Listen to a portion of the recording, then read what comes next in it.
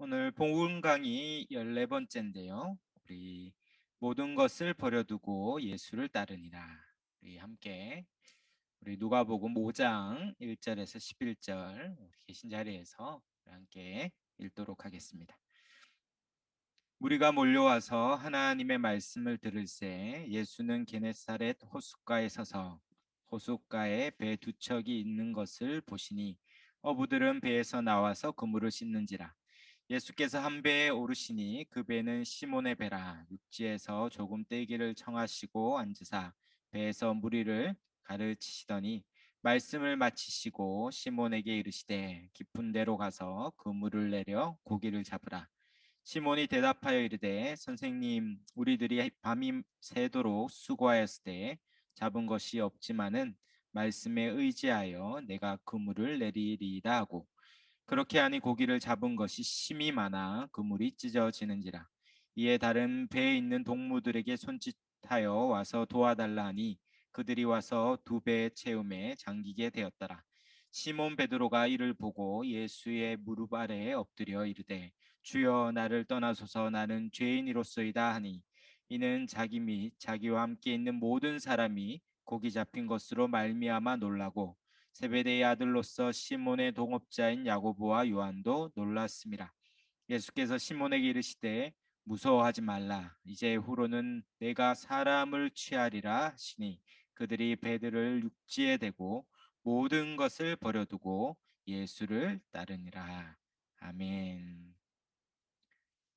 우리 로마서에 나타난 복음의 핵심, 우리 크게 우리 세 가지 파트로 나눠서 보고 있습니다. 우리 처음은 예수 그리스도의 죽으심과 부활이 복음이다라고 했다면, 지금은 두 번째 이 믿음이라는 것도, 이 믿음으로 이 모든 복을 얻는다는 것도 우리 복음이다라고 했습니다. 우리가 11강에서는 믿음은 율법에 주어진 것이요, 우리 12강에서는 믿음은 하나님의 선물로 거저 주신 것이다. 그리고 우리 지난 시간 13강에서 믿음은 전통적으로 이 지식, 동의, 신뢰라는 것으로 설명된다 했습니다. 이것이 지난 기독교 2000년 동안 이 믿음을 설명하는 방식이었는데요. 좀처럼 이것을 듣지 못했다면 우리는 이 믿음이라는 이 자체를 참 제대로 또 많이 배우지 못한 것은 아닌가 돌아보아야 합니다. 단순히 우리가 구원받는 믿음이 어떠한 지적인 동의, 그냥 내가 그것을 받아들이는 이 정도로 내가 믿는다, 그래서 구원받는다라고 이해했다면 성경은 오히려 훨씬 더 많은 이야기를 하고 있다는 것이죠. 믿음은 단순히 지적인 동의 수준이 아니라 그것을 알고 또 마음으로 받아들일 뿐만 아니라 신뢰하고 순종하는 것까지 나아가고 있다는 것. 그래서 참된 믿음을 가진 우리 예수를 만난 모든 성경의 인물들과 우리 주위에 참 믿음을 가진 분들의 모습을 보면 그 믿음은 신뢰와 순종으로 나타난다라는 것입니다. 이렇게 믿음을 설명하면, 믿음은 행위가 아니라고 했는데, 믿음은 그냥 거저 주는 거라 했는데, 믿음은 뭔가를 더 해야 되는 것처럼 이해하면서 자칫 더 복잡해지고 또 혼란이 생길 수도 있을 것 같아요. 그러나 오히려 그것이 좋은 일일 수 있습니다. 자기가 믿고 주위도 믿는다고 혹 착각해서 마지막 날 주님 앞에 섰는데 나 너 모른다 이렇게 하면 큰일 나지 않겠습니까? 그러므로 이 믿음이 참 믿음인지를 점검하고 다시 확인하고, 그래서 흔들리고 있다면 다시 성경이 말한 믿음이 무엇인지 배워가면서 우리가 굳세게 세워진다면 오히려 우리는 믿음을 분명히 하는 기회를 얻는 것입니다. 그래서 이번 기회에 이 믿음이 복음의 중요한 내용이라는 것, 또 참 믿음과 거짓 믿음을 분별해야 된다는 것, 이것을 이번 기회에 한번 정리한다면 우리가 진실로 구원받는 참 믿음을 확인하는 좋은 기회가 되리라 생각합니다. 그래서 오늘 이 베드로의 핵심을 다루는 이 누가복음 5장을 통해서 참된 믿음은 어떤 성격으로 드러나는지 우리 살펴보겠습니다. 우리가 잘 아는 이 누가복음 5장에 이 시몬 베드로가 예수님을 만나서 회심하는 장면이죠. 이것은 믿음으로 의롭게 된 자가 어떤 모습을 지니는지를 잘 보여주는 대표적인 장면일 수 있습니다. 이 시몬 베드로의 회심의 장면을 한번 보면 첫 번째로 성경이 강조하는 것은 이 하나님의 말씀, 이 말씀을 가르침으로 그가 믿었다라는 것입니다. 1절에 보면 무리가 몰려와서 하나님의 말씀을 들었죠. 그리고 그 자리에 베드로도 있었다는 것을 알게 돼요. 그때 2절에 보면 베드로는 그물을 싣고 있었는데 3절에 예수님께서 한 배에 오르시죠. 그 배는 베드로의 배였다는 것을 알게 돼요. 그 시몬 베드로의 배에 올라서 배에서 무리를 가르칠 때 당연히 그 배에 베드로는 동승했을 것이고 예수님이 가르치는 그 자리에 그 말씀을 들었을 것입니다. 그리고 4절에 또 말씀을 마치시고 드디어 베드로에게 명령하시죠. 그러므로 베드로가 결국 회심하는 것의 가장 결정적인 것은 이 예수님의 말씀을 들었다는 거예요. 말씀의 가르침을 받았다라는 것이 중요합니다. 로마서 10장 우리 17절에 믿음은 어떻게 생깁니까? 믿음은 들음에서 나고 그리스도의 말씀으로 말미암는다 했습니다. 그리스도의 말씀을 들을 때 믿음이 우리 가운데 생겨나는 것입니다. 그러므로 믿음이 연약합니까? 믿음이 흔들립니까? 또 누군가의 믿음이 없습니까? 그에게 믿어 구원 얻는 역사가 있기를 원합니까? 예, 말씀을 들어야 됩니다. 말씀을 들려 주어야 하는 것입니다. 말씀을 들을 때 참 믿음이 생깁니다. 베드로가 이 말씀을 들음으로 믿음을 얻는데 특별히 그 가운데 놀라운 이적이 일어나는 것을 보게 됩니다. 4절에 보면 말씀을 마치고 예수님이 깊은 데로 가서 그물을 내려 고기를 잡아라 이렇게 얘기하죠. 이것이 우리는 잘 이해 안 될 수 있지만 당시 어부였던 베드로와 야고보와 요한은 이게 얼마나 말도 안 되는 얘기, 목수 출신다운 얘기다 이렇게 이해했을 거예요. 이 물고기는 밤에 불빛을 보고 이 얕은 데로 와서 그물을 내려 잡는 것이죠. 그런데 이제 낮이 되었으면 물고기는 다 깊은 데로 내려가고 그리고 그물을 던져봤자 그물은 천천히 이렇게 내려가겠죠. 그러므로 물고기를 잡는 건 거의 불가능한 것과 같습니다. 그런데 이미 해가 중천에 떴는데 깊은 데에 가서 그물을 내리라는 것은 말도 안 되는 명령이라는 것이죠. 그런데 어떻게 베드로는 했습니까? 그렇지만 베드로 시몬 베드로는 말씀에 의지하여 베드로는 지금까지 들었던 예수님의 말씀이 그에게 이 말씀에 순종할 믿음을 일으킨 것이죠. 바로 그 말씀하신 예수님에 대한 신뢰가 말도 안 되는 요구처럼 보이지만 그것에 순종하여 그물을 내린 것입니다. 그리고 실제로 그물을 내리자 6절에 고기를 잡은 것이 심이 많아 그물이 찢어질 정도로 되었고 7절에 다른 동무들이 와서 도와주어 2배에 채일 만큼 가득해졌습니다. 이것은 이 당시에 이를 보았던 이 어부 출신의 베드로와 요한과 야고보에게는 엄청난 충격. 우리는 별 감흥이 없을 수 있어요. 우리는 뭐 횟집에 가서 고기를 먹으니까 이 고기가 이렇게 잡힌다는 게 큰 감흥이 없지만 베드로와 요한과 야고보는 이 현장에서 엄청난 충격이었다는 것이죠.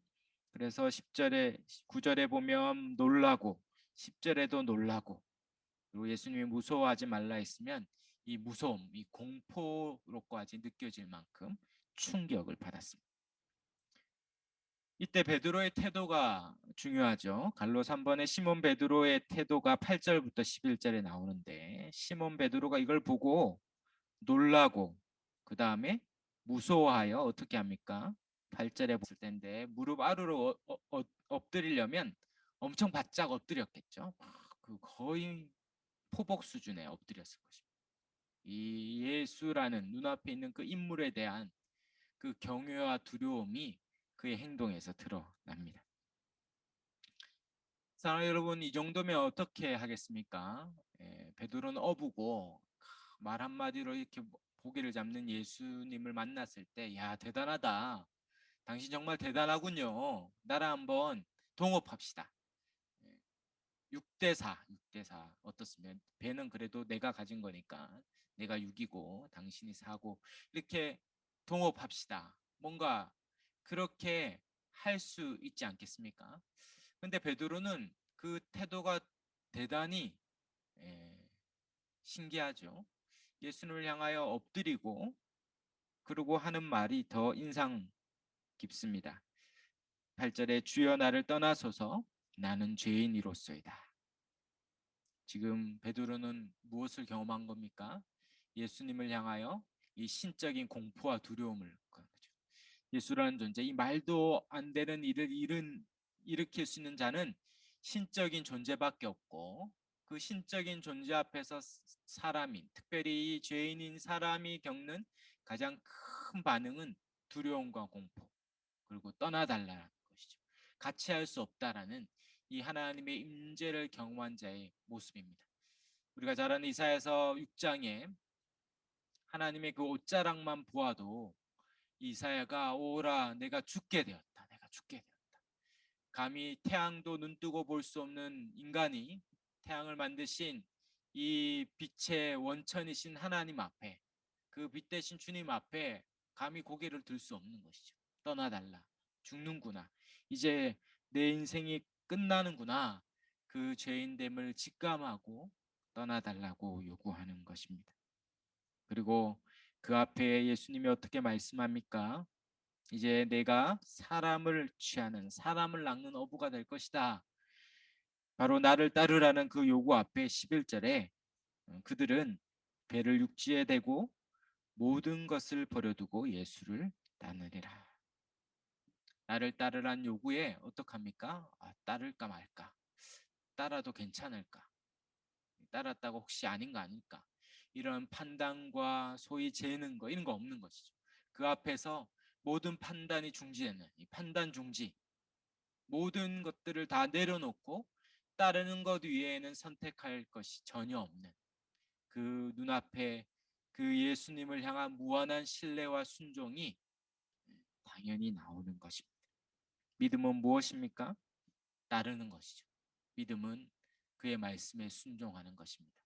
다 버리고 따르는 것이 하나도 아깝지 않을 만큼 그 존재, 눈앞에 계신 그 예수님께 사로잡혀서 그분을 쫓아가는 것. 그것이 베드로가 믿음으로 구원받는 자의 모습이 어떠한가를 가장 대표적으로 보여주고 있습니다. 우리가 잘 아는 믿음의 조상 아브라함 어떻습니까? 그 아브라함이 그 사도행전 7장의 스데반의 설교 가운데 메소포타미아에 있을 때부터 또 하란에 있을 때 그가 영광의 하나님을 보았다 했습니다. 영광의 하나님을 보자마자 본토 친척 아비 집을 떠나 내가 지시할 땅으로 가라 할 때 그는 주저하지 않고 갔죠. 그 수천 킬로를 나라를 넘어서고 약육강식과 적자 생존의 그 시대 4천 년 전에 그 말도 안 되는 그 시대에 그 아브라함은 호롤단신으로 그 몇 명의 가소를 이끌고 그 대장정을 떠난다는 것은 있을 수 없는 일. 자기의 모든 보호를 거부하고 자기의 모든 문화와 나라와 그 모든 것들을 벗어 그 국경을 넘어서 지시할 땅으로 간다는 것은 도저히 있을 수 없는 일이죠. 아브라함은 어떻게 갈 수 있습니까? 영광의 하나님을 본 것이죠. 그 하나님이 참 신이요. 그 하나님 외에 다른 것들을 따를 것이 전무하기. 다른 길이 선택의 여지가 없기에 그분께 사로잡혀서 그 길을 나서는 것입니다. 사랑하는 여러분, 그러므로 이 큰 3번에 있는 것처럼 시몬 베드로의 회심을 통해 알 수 없는 믿음의 주요한 요소는 무엇입니까? 예수 그리스도의 말씀을 듣고 그 가르침을 받을 때 그분이 어떤 분이신지를 진실로 알고 깨달을 때 그분 앞에 엎드려 모든 것을 버려두고 예수를 따르는 다른 어떠한 선택할 생각할 여지를 두지 않는 전적인 신뢰와 순종이 믿음, 구원받는 믿음이라는 것입니다. 사랑하는 여러분, 이 아브라함 또 베드로 또 바울 그 다메섹 도상에서 부활하신 주님을 만난 바울처럼 그 주님의 말씀을 듣고 만난 자는 이와 같은 동일한 태도와 모습을 보이는 것입니다. 정말 그들이 예수를 믿고 구원받는 게 맞다면 오늘날 이 단순한 지식적인 동의로만 구원받는 것은 틀린 것이죠. 그들이 틀렸다면 우리가 맞는 것이고, 정말 성경이 말하는 참된 구원의 모습이 이와 같다면 우리가 그와 같지 않다면 우리가 틀린 것일 수 있습니다. 정말 참된 믿음은 정말 이와 같은 모습, 정말 부인할 수 없는 강제된 동의, 전적인 의탁과 신뢰와 순종이 필연적으로 나온다고 성경은 말하고 있습니다. 그러므로 믿음의 요소의 결정적인 것은 신뢰, 피두키아라고 말하는 신뢰와 순종과 같은 것입니다. 성경은 이렇게 믿음을 순종과 같은 의미로 반복해서 사용하고 있습니다. 우리 지난 시간에도 보았는데요. 로마서 10장 16절에만 봐도 저희가 다 복음을 순종치 아니하였도다 이렇게 말하고, 이사야가 가로되 주여 우리가 전하는 바를 누가 믿었나이까. 로마서 10장 16절에는 복음의 순종과 복음을 향한 믿음을 같은 것이다 말하고 있습니다. 그러므로 믿음의 3요소인 지식과 동의와 신뢰에서 이 지식과 동의에 이어서 신뢰까지 가는 것이 구원받는 참된 믿음이라는 것입니다. 지식적으로 이해되고 받아들이고 마음으로 동의될 뿐만 아니라 우리의 삶을 의탁하는, 따르는 신뢰와 순종으로 그 믿음은 반드시 나타난다라는 것입니다. 그러므로 신뢰는 다른 말로 헌신, 순종, 의지, 의탁, 희생, 그분을 따르는 그 모든 행위로 표현된다라는 것이죠. 그런데 이렇게 얘기하면 이제 자칫 또 헷갈리거나 오해가 생길 수 있습니다. 믿음은 행위가 아니라고 들었는데, 믿음은 행위가 아니고 그냥 딱 믿으면 된다고 했는데, 이제 와서 믿음은 행위다 이렇게 설명하니까 도대체 뭔가 싶을 수 있는 것이죠. 그래서 오늘 이 믿음과 행위의 문제를 한 번 더 정리하려고 합니다. 믿음 플러스 행위인가? 성경은 믿음은 행위가 아니라고 얘기하는데 거기에 단서 조항이 있어요. 믿음은 행위가 아닌데 그 행위 앞에 반드시 성경은 의도적으로 율법의 행위가 아니다 이렇게 얘기해요. 이 성경의 용법을 우리는 따라야 합니다.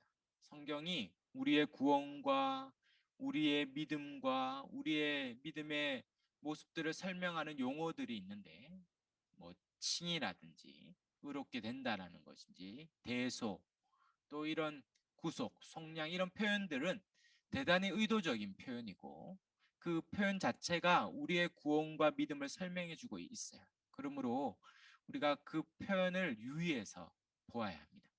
그러므로 성경은 단 한 번도 믿음은 행위가 아니다 이렇게 설명하지 않고 믿음은 율법의 행위가 아니다.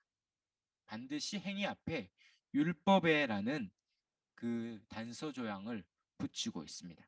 그러므로 우리가 복음에 대해서 보다 정확하게 이해할 때 이 신뢰로서의 믿음은 2번의 갈로 1번에 있는 것처럼 율법의 행위가 아니에요.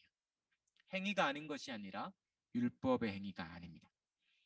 로마서 3장 27절 28절에 보면 자랑할 때가 있느냐 무슨 법으로나 행위가 아니라 믿음의 법이다 이렇게 얘기하면서 로마서 3장 28절에 읽어드리면 그러므로 사람이 의롭다 하심을 얻는 것은 율법의 행위에 있지 않고 믿음으로 되는 줄 우리가 인정하노라.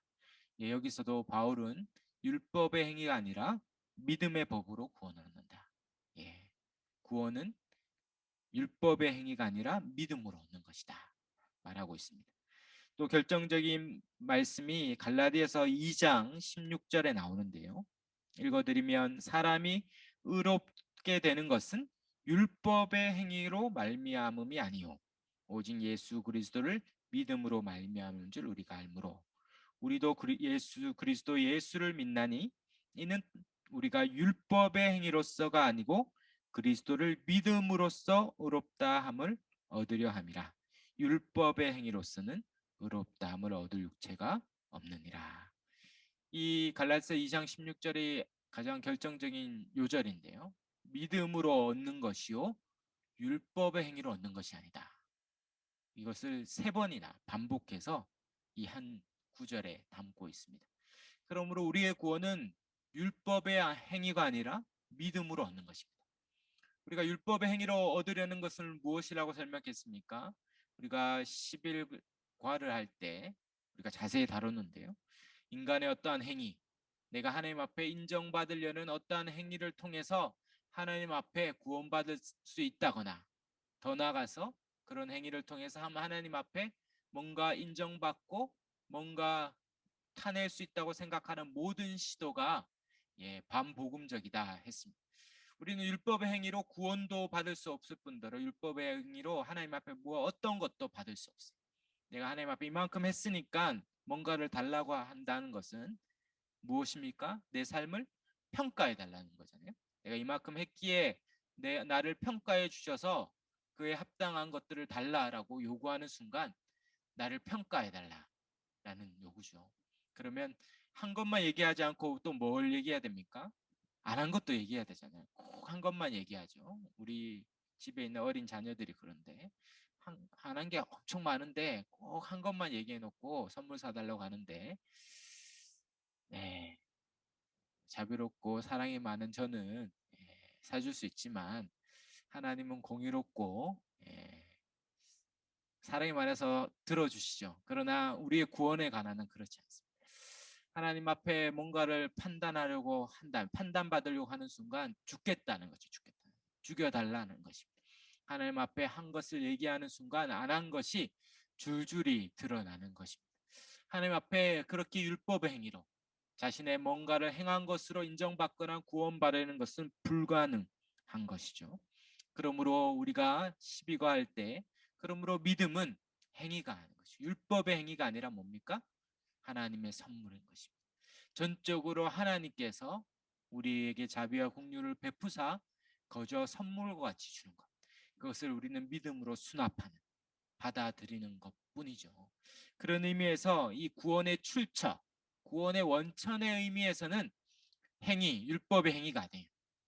그러나 그 믿는 그 믿음의 성격 안에 보면 믿음은 반드시 신뢰와 순종으로 나타난다는 거죠. 갈로 2번에 있는 것처럼 신뢰로서의 믿음은 그 자체로 의롭다 하심을 인정받으신 공로로는 제시되지 않아요. 전적으로 우리 선물은 하나님의 은혜로 받습니다. 그러나 믿음의 성격, 믿음이 드러나는 형태는 반드시 신뢰와 순종이라는 모습으로 드러난다라는 것입니다.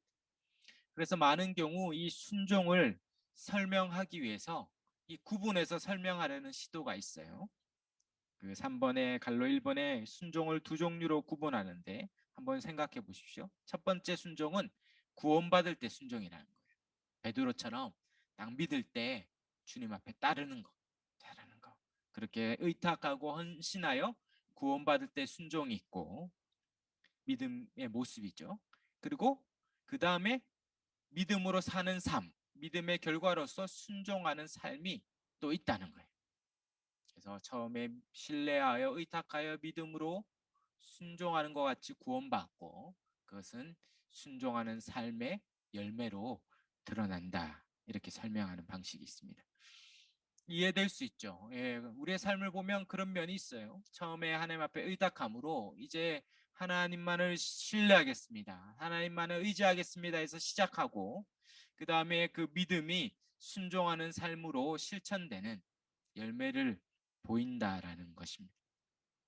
그런데 이런 식으로 인격적인 관계로서 신뢰로 믿음이 시작돼서 그래서 전적인 신뢰하는 믿음과 신뢰하는 자로서 살아가는 순종의 삶을 구분하는 것이 있는데 문제는 성경에 보면 4번에 얘기하는 것처럼 성경의 용법은 이렇게 설명하는 경우가 없어요. 이것을 구분하면 문제가 생기는데요. 어떤 문제가 생기냐면 순종하는 삶의 열매가 아직 없어도 어떻습니까? 이 사람은 구원받았다라고 용인할 수 있어요. 처음에 의탁했죠. 그리고 내가 순종하겠다, 신뢰하겠다 해서 구원받았어요. 그러나 아직 순종하는 삶은 나타나지 않는 이 기간이 있을 수 있다는 것이죠. 나는 구원받았지만 아직 순종하지 않을 뿐이지 구원받은 것은 맞아. 이렇게 허용할 수 있다는 거예요. 예. 저도 뭐 그 정도는 허용할 수 있다는 생각이 들어요. 구원받고 한 일주일 정도, 구원받은 데 길게 6개월 정도 그렇게 삶으로 드러나지 않을 수 있지만 성경은 어떻습니까? 성경은 놀랍게도 구분하지 않고 대단히 즉각적이죠. 베드로 어떻습니까? 말씀을 듣고 다 버리고 주님을 쫓는데 1년이 걸렸을까요? 2년이 걸렸을까요? 10년이라는 기간이 필요할까요? 아니요, 그는 즉각적으로 달았죠. 바울이 예수님을 부활하신 예수님을 만나고 다메섹의 아나니아를 통하여 눈이 떠진 이후에 예, 얼마나 세월이 걸렸습니까? 순종하는데 그는 즉각적으로 일어나 다메섹에서 복음을 전하기 시작했습니다. 좀 전까지 예수를 따르는 추종자들을 죽이기 위해 다메섹에 왔던 바울이 부활하신 주님을 만나자 그분께 자기의 전 삶을 의탁하고 신뢰하고 순종하자마자 즉각적으로 얼마 지나지 않아 한 3일 지났을까요? 그 복음을 전하기 위해서 전하다가 핍박을 받습니다. 사랑하는 여러분, 믿는 것과 순종하는 삶의 격차가 길지 않습니다. 성경은 그 기간을 크게 용인하지 않습니다. 믿음과 순종 그리고 행위에 대한 성경은 구분하지 않습니다. 믿음과 믿음에 따르는 삶은 함께 하는 거죠. 필연적이죠. 성령이 오심으로 우리에게 구원을 일으키자 성령은 가만히 있지 않습니다. 성령은 한 번도 자기 스스로 주인됨을 놓지 않아요. 우리가 그 사형리 같은 복음 전도지를 통해서 우리의 삶의 주인을 구주로 받아들이겠습니까 할 때 그것을 고백해야만 영접하고 구원받았다는 선언을 얻죠. 세례받을 때도 어떻게 선언합니까? 이제 내 삶의 주인이 내가 아니라 하나님이요 그분을 순종하여 살겠다는 고백을 해야만 세례를 받죠. 그 믿음의 출발점이 그와 같아요. 그러므로 그분이 우리의 삶의 주인으로 들어오면 당연히 그분을 따르는 순종의 삶은 필연적으로 즉각적으로 나타나는 것입니다. 구원받는 믿음은 그 믿음으로 순종하여 따르는 삶을 즉각적으로 창출해 냅니다. 그러므로 예수님의 복음은 본질적으로 우리의 삶 전체를 바꾸기 때문에 이런 구분이 필요하지 않습니다. 그러므로 분명히 이해해야 돼요. 근 4번에 갈로 3번에 두 가지를 이해해야 되는데요. 첫 번째는 이신칭의 복음입니다. 오직 믿음으로 율법의 행위가 아니라 오직 믿음으로 하나님의 거저 주시는 은혜로 구원받았다는 이 사실. 내가 한 것이 전무하여 오직 우리 밖에서 십자가에서 2000년 전에 그리스도께서 죽으시고 부활하심으로 그것을 내가 믿음으로 구원받는다는 이 신칭의 복음을 믿어야 합니다. 그리고 두 번째, 그 구원받는 참된 믿음은 반드시 신뢰와 순종으로 나타난다는 것. 그것은 필연적이다는 것. 필연적인 주님을 따르는 순종으로 나타납니다. 그래서 오늘날 많은 신학자들이 제자라는 disciple이라는 제자라는 말보다 성경은 오히려 그 제자라는 말보다 훨씬 더 많이 뭐라고 표현하냐면 예수를 따르는 자들 이렇게 표현해요. 그래서 팔로워, 예수를 추종하는 자들, 따르는 자들. 그래서 제자라는 정적인 개념이 아니라 아주 동적인 신자는 따르는 자다. 따르는 자는 그 삶의 도상이 늘 예수님을 따라 매일같이 살아가는 모습 아니겠습니까? 그러면 신자는 내 제자야 이렇게 정적으로 있을 수 없다는 거죠. 늘 매일 매시 매순간 주님과 따르는 삶을 살아가는 자라고 정의하고 있습니다. 우리가 구원받았습니까? 그러면 예수님을 따르는 자죠. 구원받았습니까? 예수님을 사랑하는 자.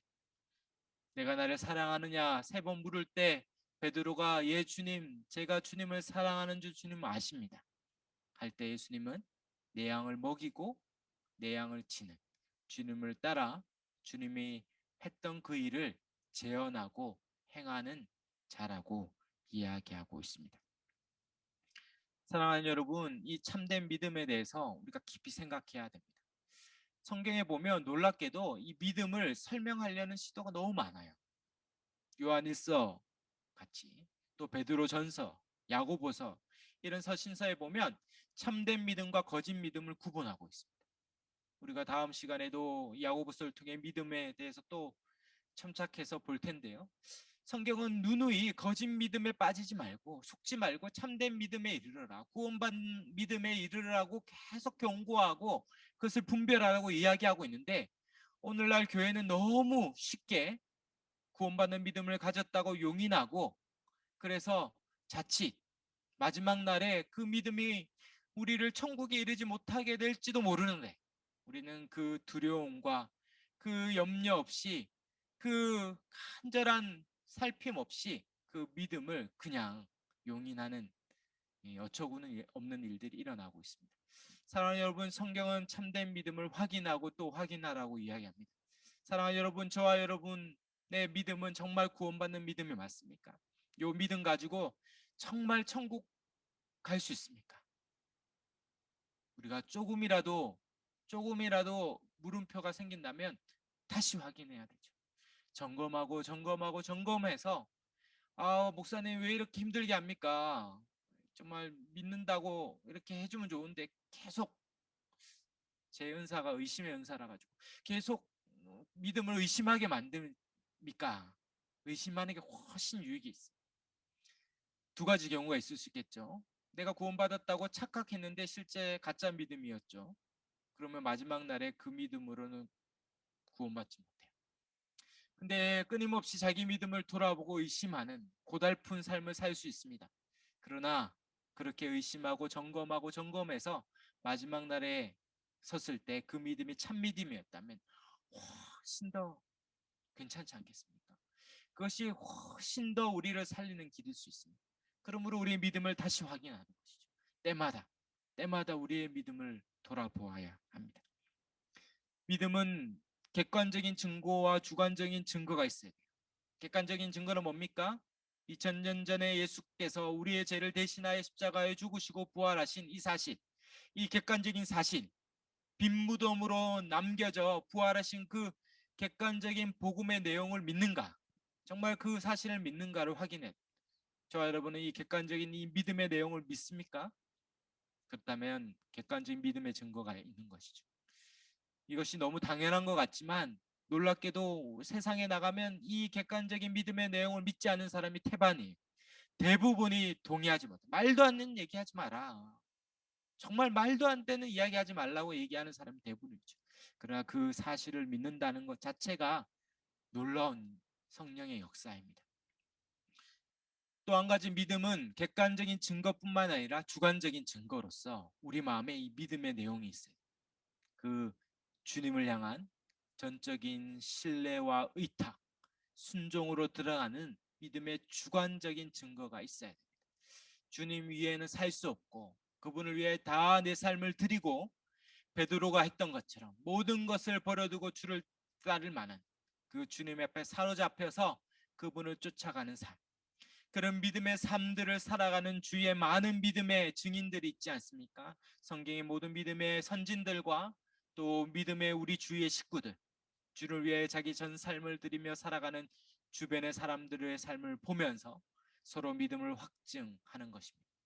그러므로 전반적으로 교회가 연약하고 주위에 그런 믿음의 증거가 없는 사람들이 많은 사람들은 함께 망하는 거예요. 그것을 전문 용어로 동반 자살이라 하는데, 다 서로 믿음이 착각 속에 사는 그 안에 들어가면 큰일 나는 것이죠.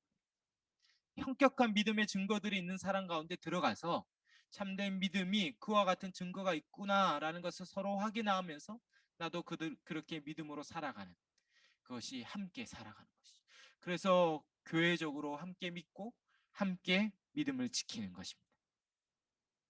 그렇게 믿음에 대한 분명한 증거가 있어야 합니다.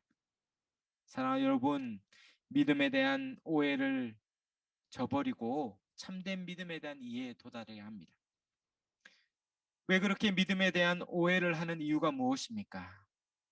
갈로 1번에 의롭다 함을 얻는 믿음의 도가 무엇인지 정확하게 알지 못하기 때문에 그래요. 예수를 믿는다는 게 어떤 의미인지, 복음을 믿는다는 게 어떤 의미인지, 복음을 믿는다는 건 복음의 내용이 있는 거 아니겠습니까? 그 내용이 참으로 부유하고 풍성한데 사형리로 끝나는, 정말 몇 분, 채 10분 얘기할 수도 없는 그 얄팍한 그 복음을 믿는다고 하면서 그것으로 우리의 믿음을 용인할 수 없는 것이죠. 성경이 66권이나 기록될 만큼 복음은 부유하고 풍성한데 우리가 복음의 내용을 끊임없이 알고 믿어야 돼. 믿음은 들음에서 난다면 끊임없이 예수 그리스도의 복음을 듣고 믿어야 되죠. 그리고 그 믿는 그 믿음이 어떻게 우리의 삶 가운데 드러나는지, 믿음의 증거가 있는 많은 믿음의 증인들을 통해서 이 공통적인 믿음의 반응, 믿음으로 사는 신뢰와 순종이 어떤 모습인지를 확인해야 합니다. 그럴 때 우리의 믿음이 안전할 수 있죠. 갈로 이번에 보면 믿음은 이런 이론으로 그치는 게 아니라 실제로 예수 그리스도를 만난 사람들에게 일어난 실제로 드러나요. 베드로처럼 그 복음, 예수님을 만나면 놀라고 두렵고 그 앞에 엎드릴 수밖에 없는 통회하고 자복하는 일이 필연적으로 있습니다. 진실로 복음은 우리를 자복하게 하죠. 지난날에 하나님 없이 살았던 삶이 얼마나 어처구니 없었는가를 두고 가슴을 치고 땅을 치며 회개하고, 또 이 복음을 내가 알게 됐다는 그 감격에 겨워서 울고 웃는 그런 놀라운 회심의 일들이 반드시 있는 것입니다. 그리고 그분을 따라 살겠다는 결단과 순종의 삶이 있는 것이죠. 그렇게 참된 믿음의 모습이 전반적으로 일어나고 그런 믿음의 사람들과 함께 했을 때 그런 자들이 안전할 수 있습니다. 우리는 참된 믿음의 이해에 이르러야 되죠. 믿음이 3요소로 정의됐듯이 믿음은 믿음의 지식이 있고 그것을 마음 깊이 받아들이는 동의가 있고 그 믿음의 내용에 의탁하여 신뢰하고 주님을 따르는 순종으로 드러납니다. 바로 신뢰와 순종으로서의 믿음이 결정적인 것이죠. 모든 믿음의 사람은 그와 같은 결정적인 변화가 대부분 현격한 변화들이 일어나는 것입니다. 성경에 보면 믿음을 비유하는 많은 말씀들이 있습니다. 자라는 밭에 감추인 보아의 비유나 장사꾼이 발견한 좋은 진주의 비유가 있죠. 마태복음 13장 44절에서 46절에 있는데요. 제가 한번 읽어드리면 마태복음 13장 44절에서 46절에 천국은 마치 밭에 감추인 보와 같으니 사람이 이를 발견한 후 숨겨두고 기뻐하며 돌아가서 자기의 소유를 다 팔아 그 밭을 사느니라. 또 천국은 마치 좋은 진주를 구하는 장사와 같으니 극히 값진 진주 하나를 발견하며 자기의 소유를 다 팔아 그 진주를 사느니라. 아멘. 요 성경에 보면 뭐라고 얘기합니까? 밭에 감추인 보화를 발견한 후에 극히 값진 진주 하나를 발견하면 그 뒤에 행동이 필연적으로 나온다는 거예요. 그것을 뭔가 이렇게 강요할 필요가 없어요. 그렇게 행동하라고 막 다그칠 필요가 없습니다. 발견하면, 원래 발견하면 주인한테 갖다 줘야 되는데 성경 그게 얘기하는 게 아니에요. 발견하면 어떻게 해야 됩니까? 자기 그 밭을 사기 위해 자기 소유를 다 파는 거예요. 그 돌짝밭, 산 밑에 돌짝밭, 아무도 사지 않은 그 밭을 자기 소유를 다 팔아 살려고 하니까 주위에 친척들과 형제들과 동료들과 친구들이 다 말리겠죠. 그 말리면 넘어가면 안 되죠. 야, 안 돼, 안 돼. 그렇게 말려도 다 뿌리치고, 그 밭을 사고, 야밤 도주했다. 뭐 성경에는 없지만 아마 다 밭을 파는 건 너무 당연해요. 왜요? 보화가 있으니까. 보화를 발견했는데 안 판다. 그게 비정상이죠. 보화를 발견했다면 팝니다. 값진 진주를 발견했다면 자기 소유를 다 팔아 그 진주를 사는 것이죠. 다 사는 거예요. 어떤 분이 이런 예화를 들더라고요. 어떤 사람에게 보석을 주는데 그것을 저 시장에 가서 감자 파는 사람에게 주라. 그러면 이 보석을 얼마에 살려 하니까 감자 한 바구니랑 바꿔주겠다 했어요. 생선 가게에 가서 이 보석을 보여주고 이 보석을 얼마큼 바꿔줄래 하면 생선 3마리와 바꿔주겠다. 근데 그 보석을 보석상에게 갔어요. 그리고 보석상이 그걸 보더니 나는 이걸 살 수 없습니다. 왜 살 수 없습니까? 자기 집에 있는 모든 보석을 다 팔아도 이 보석은 살 수 없을 만큼 값진 것입니다. pricelessness, priceless, 가격을 매길 수 없는, 비교할 수 없는 최고의 가치인 것이죠. 그 가치를 발견하면 자기 전부를 드리는 것이죠. 그것을 모르는 사람은 그것을 감자 한 바구니, 생선 몇 마리로 여기는 것입니다. 예수를 믿는 것은 아무것도 아닌 것처럼 여기는 것이죠. 예수를 믿어서 밥이 나오냐, 뭐가 나오냐. 세상은 예수를 믿는 것은 대단히 하찮하고 아무것도 없는 것처럼 여기지만 정말 우리가 그 밭에 반추인 보화를 발견한 게 많다. 골로새서 2장 3절에 그리스도 안에는 지혜와 지식의 모든 보화가 감추어져 있다 했는데 그리스도를 정말 만났다. 정말 그분을 만났다면 자기의 소유를 다 버려두고 그분을 쫓는 것은 너무 당연한 것 아니겠습니까? 그분에게 우리의 전 인생이 사로잡혀서 그분을 위해 자기 전 삶을 드리는 것이 어찌 낭비고 허비고 어리석은 것이라 말할 수 있겠습니까? 아직 못 본 것이죠. 아직 발견하지 못한 것입니다. 주님을 만나지 못한 것이죠. 사랑하는 여러분, 그러므로 주님을 정말 안다면, 주님에 대한 진정한 지식을 가졌다면, 그분을 진짜 만나 그분 위에 살 길이 전무하다는 동의가 생긴다면 그분을 향해 신뢰하며 따르는 것은 필연적인 것입니다. 그러므로 순종은 필연적이죠. 그것은 강요하는 것이 아닙니다. 굳이 어떻게 하라고 강요하는 일이 아닌 것이죠. 그러므로 정말 믿는다면 믿음에 합당한 믿음의 삶을 살아가는 것, 믿음의 길을 걸어가는 것은 너무 당연해요. 믿지만 못 걸어간다. 내가 정말 믿는데 믿음대로 사는 게 너무 어려워. 내가 믿음대로 사는 게 너무 어려워. 그런 사람은 의지가 박약하거나 결단이 부족하거나 노력이 약하거나가 문제가 아니라 정말 자기가 믿는 믿음의 내용이 무엇인가를 알려줘야 되죠. 사랑하는 여러분, 자주 제가 말하는데요. 믿지만 믿음대로 사는 게 어려운 게 아니에요. 믿는 게 어렵죠. 예수를 진짜 믿는 게 어렵죠.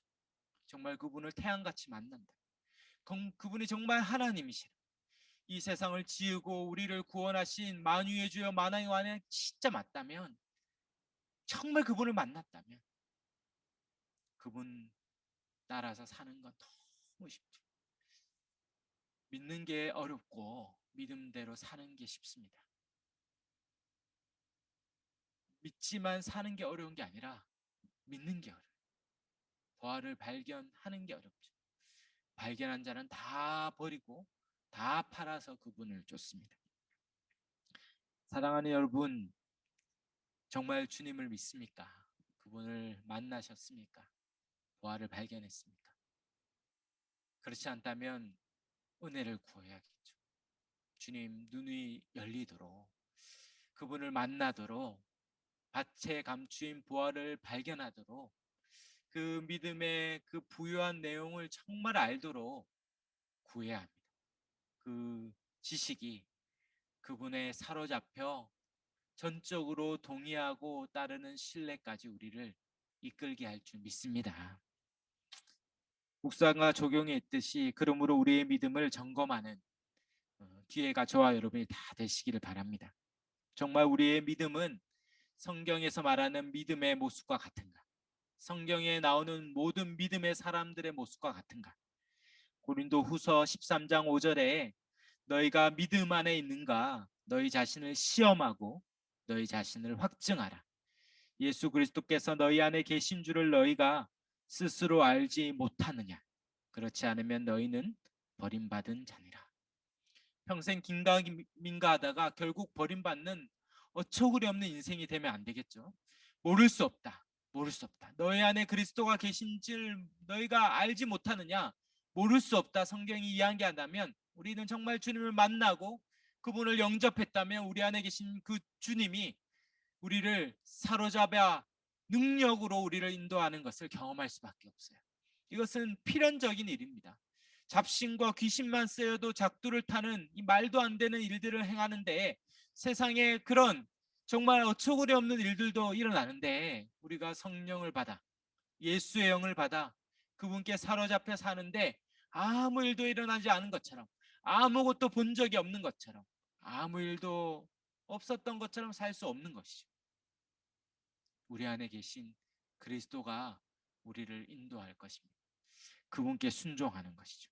아브라함처럼 100세가 되어도 믿음이 약해지지 않고 오히려 바랄 수 없는 중에 바라고 더 굳센 믿음 가운데 그 약속을 붙들고 살았던 자처럼, 베드로처럼 모든 것을 버려두고 주님을 따랐던 것처럼, 바울처럼 수천 수만 킬로를 맨발로 걸으면서 복음을 전했던 것처럼, 우리는 주님이 우리를 사로잡으면 믿음의 삶을 필연적으로 살게 됩니다.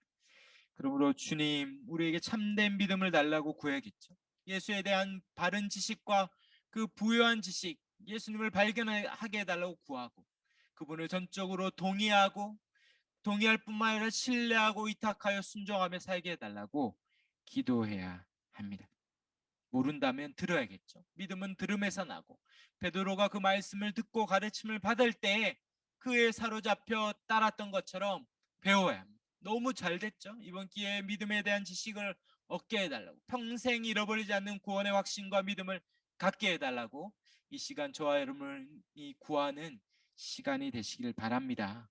그리고 참된 믿음을 주셨을 때 그분께 순종하며 살아갈 때 그분이 능력으로 우리를 인도하여 날마다 우리가 비록 순례의 길을 가는 것 같으나 날마다 기뻐하며 찬양하며 감사하며 그분이 책임져 주시는 그 말할 수 없는 주의 은혜가 저와 여러분 가운데 있는 줄 믿습니다.